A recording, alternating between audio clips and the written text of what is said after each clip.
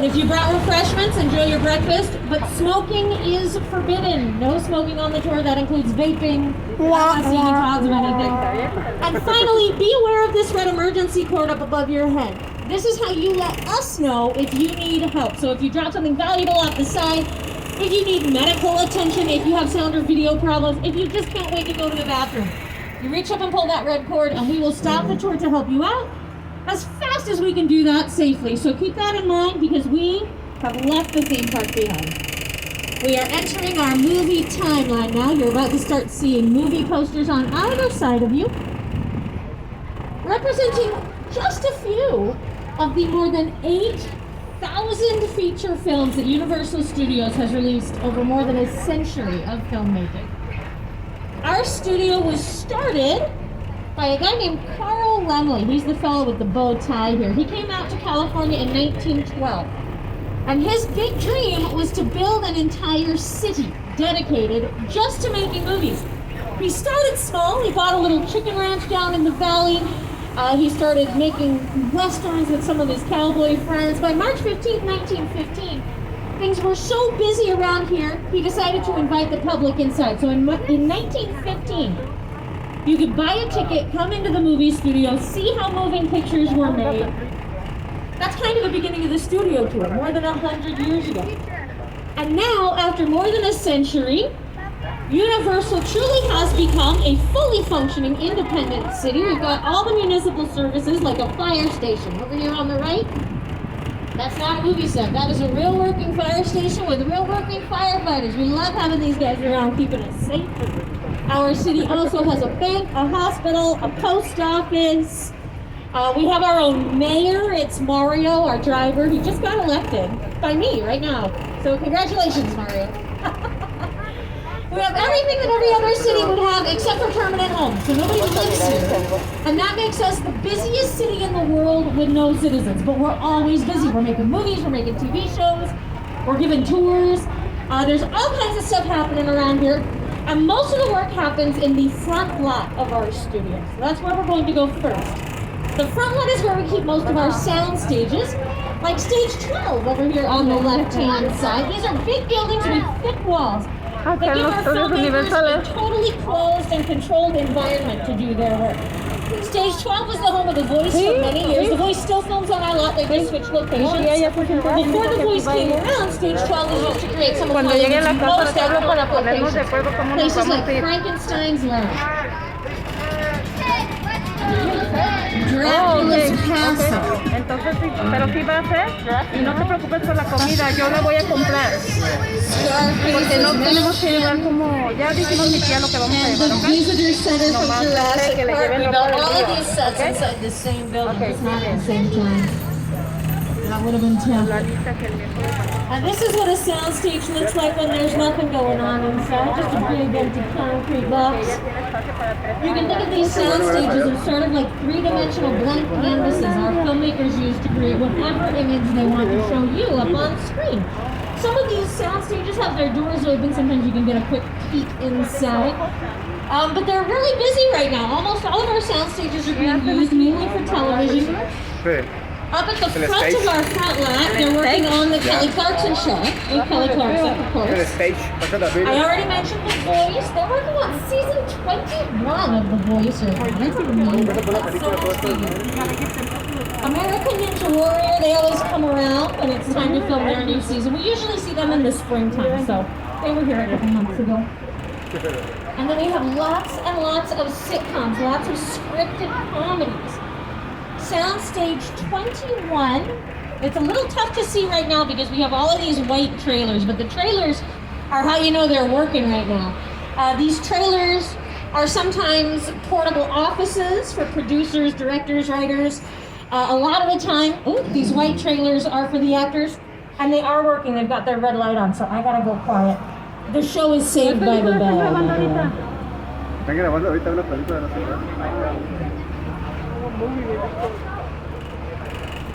Está trabajando los cabrones. Mira, ahí está un actor, actrista.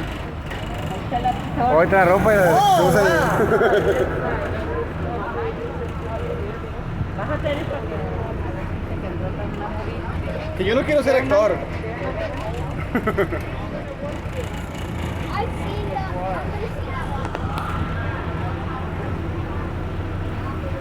que me encuentre al DiCaprio. No. ¿Ah?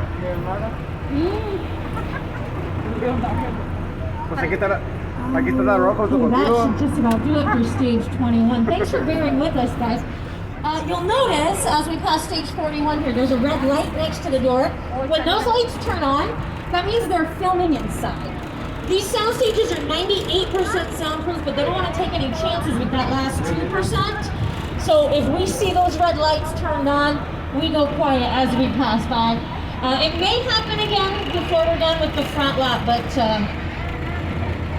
I think we're probably good for the rest of the tour.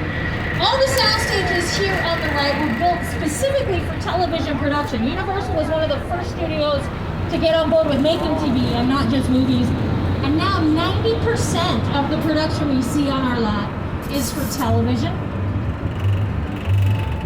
Sometimes we call this area right here Sitcom Alley because so many great comedies have been made here. Shows like The Jeffersons, Coach, Sabrina the Teenage Witch, The Good Place, The Mindy Project, Angie Tribeca, and right now I mentioned Saved by the Bell as we passed by with their red lights on. Andrew.